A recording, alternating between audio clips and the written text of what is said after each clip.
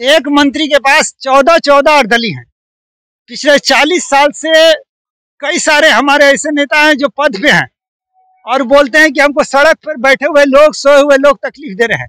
तो भैया आप 40 साल से एमएलसी रहे और आप 5-5 को 6-6 को मकान को कब्जा किए रहे कि मैं पूर्व मंत्री हूँ, पूर्व मुख्यमंत्री हूँ और जनता सड़क पे सो रही है। नहीं, मनीष कश्यप को क्या हो रहा है? मनीष कश्यप देखिए अंदर है, कहाँ लोकतंत्र है जिंदा, बताइए। दवा और दारू से आता था, दवा तो चालू है, दारू हमारे यहाँ बैन है। तो दारू जब बैन है तो इसकी तो बहुत बड़ा रेवेन्यू हमारे स्टेट में जो आ रहा था वो तो अभी नहीं आ रहा है। अभी दारू का बिक्री उतना ही हो रहा है, लेकिन ये रेवेन्यू दूसरे प्रदेश और दूसरे देशों में जा रहा है। अरे ये तो सरकारी विद्यालय के शिक्षकों से पूछिए। आप यहाँ से खोजिए, आप हनुमान चक से लेके आप संपत चक चल जाइए, आप रहमत चक से लेके चकिया चल जाइए, सासाराम नीतीश जी के क्षेत्र में चल जाइए। अगर 5 प्रिंसिपल को खड़ा कर दीजिए तो मैं गारंटी देता हूँ क्या 50 को मैं अकेला उन लोगों को संविधान पढ़ा दूंगा। मैनुअल क्या है? एक प्रिंसिपल साहब से बोले कि प्रिंसिपल साहब आप मिस्ट्रेस का स्पेलिंग बता दीजिए, मिनट्स लिखने नहीं है उनको आता है। ब्रह्मोस मिसाइल जिसको दुनिया का कोई रडार छू नहीं सकता है, देख नहीं सकता है, जिससे चीन, अमेरिका, ताइवान और कोरिया डरता है, किम जोंग डरता है, तेजस बनाने वाला मानस बिहारी वर्मा मर गया कोरोना काल में लहरियासराय में। और नीतीश जी की सरकार, भाजपा के सांसद हैं गोपाल जी, भाजपा के विधायक है घनश्याम ठाकुर, वहाँ के डीएम, उन लोगों ने उन्हें राजकीय सम्मान नहीं दिया और इनके लिए 2 मिनट का मौन रखा गया। कहाँ पर? नासा में। क्या कह रहे हैं? एनिमल राइट्स पे काम कर रहे हैं, ह्यूमन राइट्स पे काम कर रहे हैं, इतने एनिमल्स मारे जा रहे हैं। आज बोल रहे हैं लोग कि तलवार नहीं बिकनी चाहिए, सोनपुर में तलवार बिकने से रोक दिया गया। और इसी आपके हमारे पीछे जो है वहाँ तलवार भी बिक रहा है, लाठी भी बिक रहा है। तो ये क्या चीज है? बिहार पुलिस का वैकेंसी निकाला, सचिवालय का निकाला, आप देखते हैं कि आप लिस्ट में चेंजिंग कर देते हैं। डीजीपी अभी बनना था, किसको बन गए कोई और। आप मनोज नाथ याद होगा, मनोज नाथ जी से 13 रैंक नीचे आशीष कुमार सिन्हा थे, उनको बना दिया गया। इनका सृजन घोटाला छोड़िए, आप सोचिए कि ये जो हमारा बना है आपका म्यूजियम, एक म्यूजियम से दूसरे म्यूजियम के बीच में सुरंग का क्या हो सकता है? उसकी कीमत है 600 करोड़ रुपया। उस 600 करोड़ रुपये सीवरेज बन सकता है पटना के अंदर, जो पानी की समस्या होती है। यानी कि आपका हर बार पानी बढ़ा नहीं कि कंकड़बाग डूब गया। अम्बेडकर जी का प्रोग्राम था, उसमें भी जो है लोग तलवार और लाठी लेकर निकले। बताइए अम्बेडकर जी का इससे क्या संबंध? वो कलम चलाते थे, विद्वान व्यक्ति थे। आज हम एक बात बोलते हैं कि हमारे युवा पत्रकारों के लिए इतना बढ़िया नियम बनाया गया है, इसको लागू अभी झारखंड ने कर दिया कि कोई भी पत्रकार होगा जो रजिस्टर्ड होगा उसको हम पेंशन देंगे। बिहार में क्यों नहीं लागू हो रहा है? प्रोटेक्शन क्यों नहीं दिया जा रहा है हमारे युवा पत्रकारों को? आज रमजान है, आज कहा गया, लोग जो बोलते हैं कि भैया हम एनिमल राइट्स पे काम कर रहे हैं, ह्यूमन राइट्स पे काम कर रहे हैं, इतने एनिमल्स मारे जा रहे हैं। आज बोल रहे हैं लोग कि तलवार नहीं बिकनी चाहिए, सोनपुर में तलवार बिकने से रोक दिया गया। और इसी आपके हमारे पीछे जो है वहाँ तलवार भी बिक रहा है, लाठी भी बिक रहा है। तो ये क्या चीज है? क्या होना चाहिए? नहीं, क्या होना चाहिए आप ही बताइए ना। जब आप हम पे लगा दिए कि हम हथियार लेके नहीं आएंगे और सामने वाला हथियार लेके जा रहा है। अभी जुलूस निकला रमजान का, उसमें खुले लोगों ने तो आग्रह किया कि चाहे वो हिंदू का यात्रा हो चाहे मुसलमानों का यात्रा हो, किसी में किसी में शोभा यात्रा में प्रतिबंध लगा दिया गया। शोभा यात्रा में फुलवारी और आपके अम्बेडकर जी का प्रोग्राम था, उसमें भी जो है लोग तलवार और लाठी लेकर निकले। बताइए अम्बेडकर जी का इससे क्या संबंध? वो कलम चलाते थे, विद्वान व्यक्ति थे। आज हम एक बात बोलते हैं कि हमारे युवा पत्रकारों के लिए इतना बढ़िया नियम बनाया गया है, इसको लागू अभी झारखंड ने कर दिया कि कोई भी पत्रकार होगा जो रजिस्टर्ड होगा उसको हम पेंशन देंगे। बिहार में क्यों नहीं लागू हो रहा है? प्रोटेक्शन क्यों नहीं दिया जा रहा है हमारे युवा पत्रकारों को? ऑलरेडी यहाँ फंड की कमी है ना, कमी है। एक चीज आती है साहब, सबसे बड़ी बात कि किसी भी स्टेट की सबसे बड़ी जो उसका रेवेन्यू होता है वो कहाँ से आता है? ये केंद्रीय कानून है सर, ये केंद्रीय कानून है। कैसी बात आप कर रहे हैं? केंद्रीय कानून बनाया, रेवेन्यू की बात कर रहा हूँ। युवा पत्रकार काम कर रहा है दिन भर, ये युवा काम कर रहा है, ये पत्रकार नहीं है। ये जिंदा है तो हम जिंदा हैं। डॉक्टर राजेंद्र प्रसाद ने कहा था, गांव की भाषा में कहा जाता है कि किसी भी स्टेट की रेवेन्यू जहाँ इंडस्ट्री नहीं है, अभी तो जीएसटी के बाद इंडस्ट्री की बात नहीं है, जहाँ सबसे ज्यादा बिकेगा वहाँ बेनिफिट होगा, तो ऑलरेडी नहीं, वो मैं ये नहीं कह रहा हूँ कि आप क्यों नहीं दे रहे हैं, मैं ये कह रहा हूँ कि स्टेट की रेवेन्यू जो आना चाहिए वो तो आ नहीं रहा। दवा और दारू से आता था, दवा तो चालू है, दारू हमारे यहाँ बैन है। तो दारू जब बैन है तो इसकी तो बहुत बड़ा रेवेन्यू हमारे स्टेट में जो आ रहा था वो तो अभी नहीं आ रहा है। अभी दारू का बिक्री उतना ही हो रहा है, लेकिन ये रेवेन्यू दूसरे प्रदेश और दूसरे देशों में जा रहा है। ये तो समूचा बिहार की जनता देख रहा है, इसके ऊपर हम कुछ नहीं कहेंगे। 4 दिन पहले सर बालू माफियाओं ने हमारे माइनिंग इंस्पेक्टर जो कि महिला, मैं नाम बता रहा हूँ, माइनिंग विभाग के बड़े बड़े पदाधिकारियों को मारा गया। और ये पटना में है। एसएसपी साहब कहाँ हैं? राजीव मिश्रा को बुलाया जाए। मैं कई पदाधिकारियों को बोलूंगा एप्लीकेशन लिखने का तो नहीं लिख पाएंगे, पत्रकारों से लिखवाते हैं। हम लोग बात कर रहे हैं, ये बंधु ये लिख देंगे मिनट्स क्या होता है, और उनसे बोला जाए तो नहीं लिख पाएंगे। तो जैसे आप कहते हैं ना कि आप, इसके वजह से भी तो महंगाइयां बढ़ रही है ना। हमारे यहाँ का जमीन रजिस्ट्री जो होती है सबसे ज्यादा महंगा हो रहा है, बिजली हमारे यहाँ महंगी हो रही है। अदरवाइज जो स्टेट गवर्नमेंट जो फैसिलिटी देती थी, जो उसका डायरेक्ट रेवेन्यू आता था, तो उनके पास रेवेन्यू कम आ रहा है। तो इधर क्या हो रहा है, महंगा बढ़ रहा है। हमारे यहाँ पेट्रोल महंगा हो रहा है। बिहार में, बिहार से बाहर जाइए, अभी यूपी में जाइए तो अंडर 100 है पेट्रोल की रेट, हमारे यहाँ 100+ है। तो ये जो 8-10 रुपए का डिफरेंस आ रहा है, क्यों आ रहा है? ये स्टेट गवर्नमेंट की मजबूरी है। सब उसके पास भी रेवेन्यू नहीं आ रहा है ना, रेवेन्यू आए तभी तो। ये रेवेन्यू आए कहाँ से और कहाँ से आए? रेवेन्यू की बात करते हैं सर, अभी एक मंत्री के पास 14 अर्दली हैं। पिछले 40 साल से कई सारे हमारे ऐसे नेता हैं जो पद पे हैं और बोलते हैं कि हमको सड़क पर बैठे हुए लोग, सोए हुए लोग तकलीफ दे रहे हैं। तो भैया आप 40 साल से एमएलसी रहे और आप 5-5 को 6-6 को मकान को कब्जा किए रहे कि मैं पूर्व मंत्री हूँ, पूर्व मुख्यमंत्री हूँ, और जनता सड़क पर सो रही है। मुख्यमंत्री जी ने अभी एक और योजना चलाया था, साइकिल योजना, और इसके पहले उन्होंने एक और योजना चलाया था, बागवानी योजना, हर घर छत पे चलाने के लिए। पास हो गया। अगर आरटीआई आज कर दिया जाए तो हो सकता है कि, मुझे तो छोड़िए और लोगों का क्या होगा। विसल ब्लोअर एक्ट अभी तक लागू नहीं हो पाया, लोकपाल लागू नहीं हो पाया। नीतीश जी जागिए, जनता देख रही है। ऐसा नहीं है आज आप बोल रहे हैं कि हम जिसके खिलाफ नहीं बोल रहे हैं, हम आपका बुराई नहीं कर रहे हैं, लेकिन कम से कम 2-3 चीजें, एक तो महिलाओं के लिए जो आपका जो भी रूल्स है उसको आप लागू कीजिए, पत्रकारों को कम से कम दीजिए, और विसल ब्लोअर्स जो हैं, जो बोलने वाले लोग हैं, आज यहाँ पर जितने भी सरकार का जितना भी पानी टंकी है, कोई सफाई नहीं होता है। आरा में मैं था, आरा में आर्सेनिक की मात्रा है। लोग क्या चाहता है, अभी आपने कंपेयर किया था कि यूपी के मुख्यमंत्री जो हमारी योगी जी और नीतीश जी, तो अब तो इसकी जवाब क्लियर हो गया कि दोनों में कौन बेस्ट है। अब कहने की तो जरूरत है नहीं। झारखंड से क्या किया? झारखंड में सर पत्रकारों के लिए सारे रूल्स लागू हो गए। आप भी पत्रकार है क्या? नहीं सर, हम आपको पत्रकार दिख रहे हैं सर। गरीब ड्रेस से किसी को नापा नहीं जा सकता। अरे सर, मेरे हाथ में पानी का बोतल, एक छोटी सी पुस्तक है। ये सब भाई बंधु हैं। करते क्या नाम है आप? अब मेरा नाम पहचान का गिरफ्तार करवाइएगा। यार हम लोगों का काम है भैया, अगर आपसे बात कर रहे हैं तो आपका परिचय भी जानना है ना। अब आप मास्क भी लगाए हुए हैं। सर मास्क इसके लगाए हैं, गिरफ्तार क्यों करेंगे लोग आपको?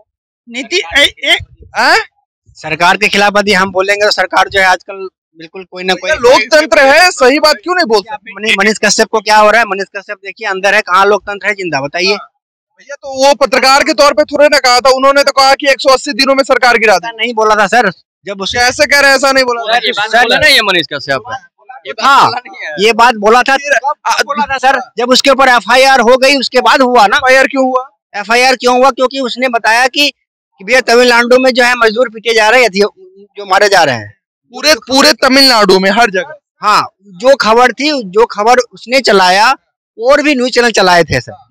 बाकी जिन्होंने भी गलती खबर चलाई है, गलत, मेरी बातों को सुनिए, जिन्होंने भी गलत खबर चलाए हैं सभी ने माफी भी मांगा, लेकिन इन्होंने कहा कि मैं माफी नहीं मांगूंगा, मैंने सही खबर चलाया है। और बाद में कुछ नेताओं के भी नाम सामने आए। और सर दूसरी चीज मैं बता रहा हूँ कि यदि तमिलनाडु में बिहारी मजदूर मार नहीं खाए थे, हर स्टेट में, आज की बात नहीं कही जा रही है, पुरानी बातों को याद कीजिए।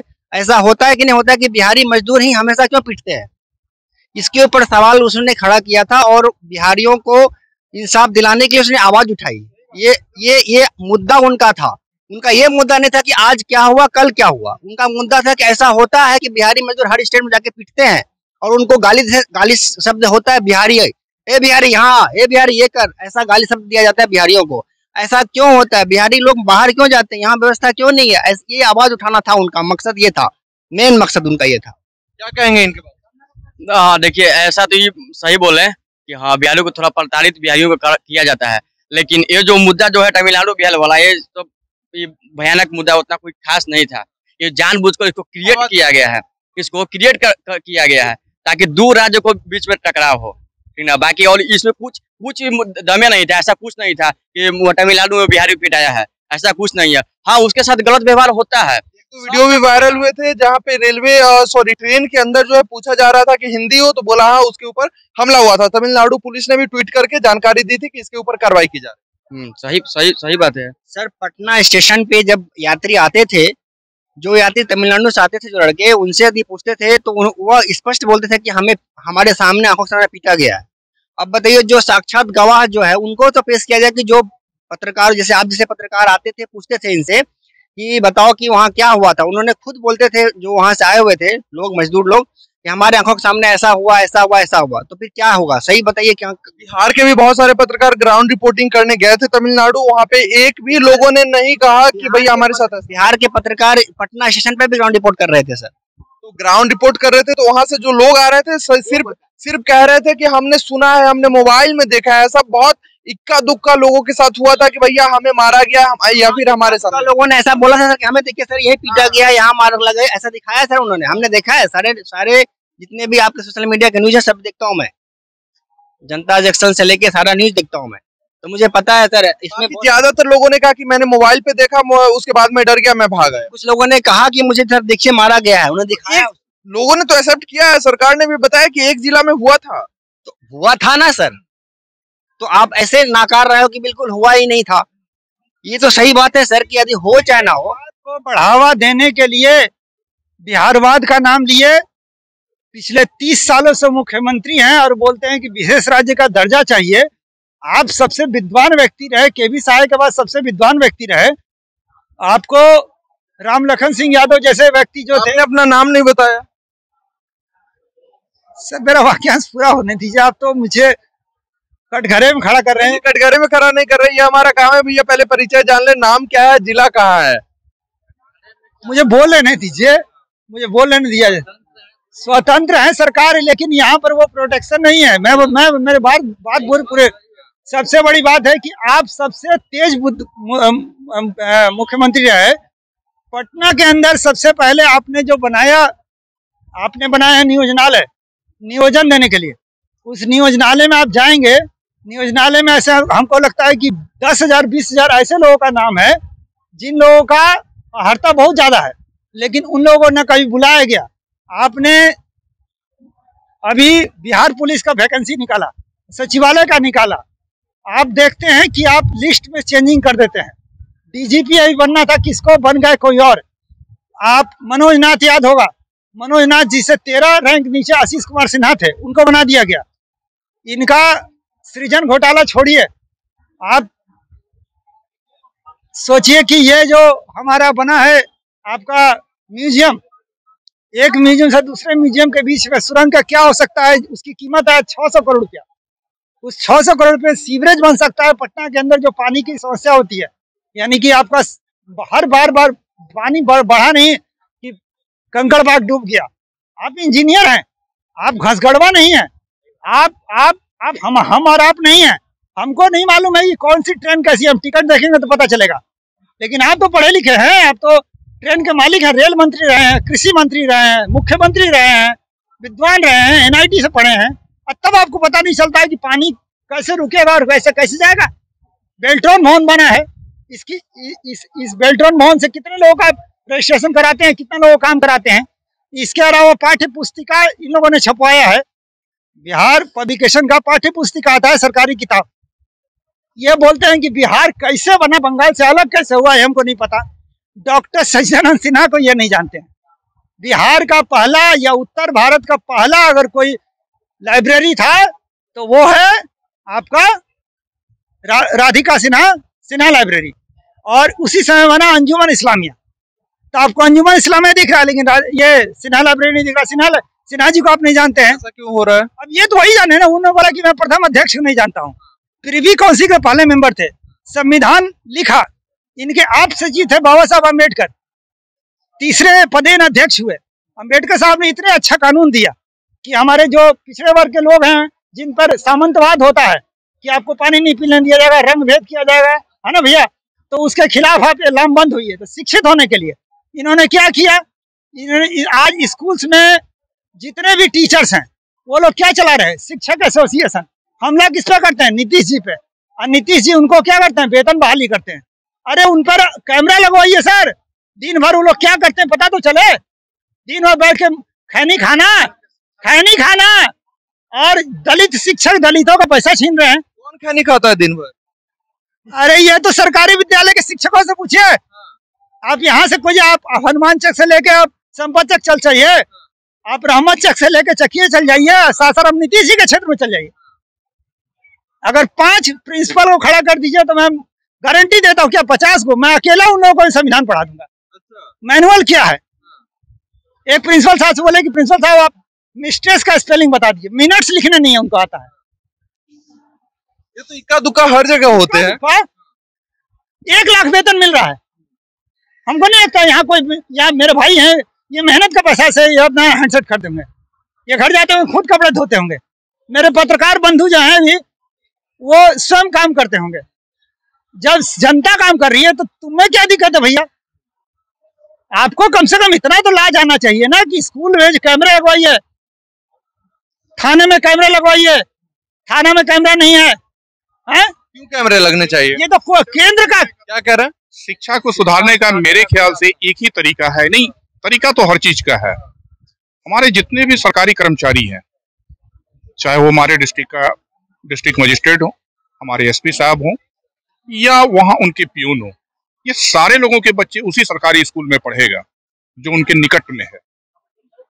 तो शायद ये लोग बेशक वहां शिक्षा पर ध्यान देंगे। हम गरीबों का बच्चा या हम लोग या जो प्राइवेट सेक्टर में वो लोग तो जाएगा ही जाएगा, लेकिन ये कंपलसरी कर दे कि सभी सरकारी कर्मचारी के बच्चे जो है सरकारी स्कूल में, साथ में हमारे सारे स्टेट के एमपी और एमएलए, मंत्री, जनप्रतिनिधि, जितने भी हमारे जनप्रतिनिधि हैं, वो सारे लोगों के बच्चे को सरकारी स्कूल में ही पढ़ना अनिवार्य होगा। ये बॉन्ड भर के वो नॉमिनेशन करें। और प्लस जितने सरकारी कर्मचारी हैं, ये सारे लोग अगर सरकारी स्कूल में इनके बच्चे पढ़ने लगेंगे तो डेफिनेटली है कि हमारी शिक्षा व्यवस्था अपने आप। क्या कह रहे हैं? कुछ ना कुछ सर सुधार होगी, कुछ ना कुछ ही होगा, कुछ ना कुछ ही माना जाए, मगर शिक्षा के जब डीएम और एसपी और एमपी एमएलए के बच्चे पढ़ेंगे तो कुछ ना कुछ कैसे होगा? अब ये सर कैसे कह सकते हैं कि अभी जैसे बच्चे लोग पढ़ेंगे, डीएम एसपी विधायक सांसद चाह जाएंगे तो स्कूल में पढ़ाई नहीं होगी अच्छे? वो चाहेंगे तो सब कुछ होगी ना, मगर वो चाहेंगे तब तो सर ना। ब्रह्मोस मिसाइल बनाने वाला, ब्रह्मोस मिसाइल जिसको दुनिया का कोई रडार छू नहीं सकता है, देख नहीं सकता है, जिससे चीन, अमेरिका, ताइवान और कोरिया डरता है, किम जोंग डरता है, तेजस बनाने वाला मानस बिहारी वर्मा मर गए कोरोना काल में लहरियासराय में। और नीतीश जी की सरकार, भाजपा के सांसद हैं गोपाल जी, भाजपा के विधायक है घनश्याम ठाकुर, वहां के डीएम, उन लोगों ने उन्हें राजकीय सम्मान नहीं दिया और इनके लिए 2 मिनट का मौन रखा गया। कहां पर? नासा में। क्या कह रहे हैं?